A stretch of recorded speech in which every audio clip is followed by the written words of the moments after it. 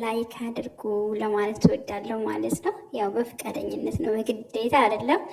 እና ያው እንግዲህ ዛሬ መጥቶ ስለማከብራችሁ ስለምወዳችሁ ስለነ ጽናት ፋሚሊዎች ናቸው ማለት ነው። ጽናት ፋሚሊዎች እንግዲህ በድራማው ብቻ አይደለም እውነተኛ ፍቅር ነው የጽናትና የኛ ትክክለኛ ፍቅር ነው በማለት እንግዲህ እያሳዩን ይገኛሉ። ምክንያቱም ቲክቶክ ላይ ላይቭ ላይ የገቡ እንግዲህ ኪራም ለጽናት ሲዘፍንላት ጽናትም እንዲሁም ደግሞ ለኪራ ለመስፈን እየሞከረች ነው ማለት ነው። ያው እየጋበዘችው ነው። ኪራ ግን ለየት የሚያደርገው ደግሞ በራሱ ድምፅ ነው የሚጋብዛት ማለት ነው።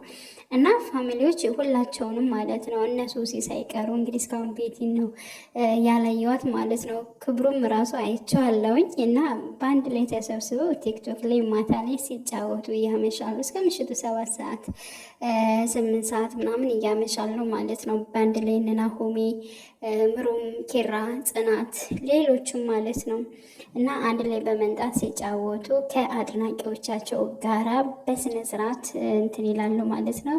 እውነት ለመናገር ለሁሉም ሀሳብ ይሰጣሉ ስላቸው ያው ኮሜንት ብታደርጉ ምን ብታደርጉ የምትፈልጉትን ጥያቄዎች ኮሜንት ላይ ብታስቀምጡ እነሱም ሀሳብ ይሰጣሉ።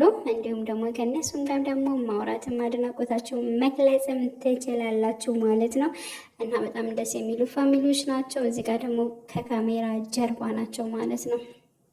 ከካሜራ ጀርባ እና ውድ ቤተሰቦቼ እንደዛ ነው። ቲክቶክ ላይ መቀላቀል ትችላላችሁ ሁላችሁም ማለት ነው።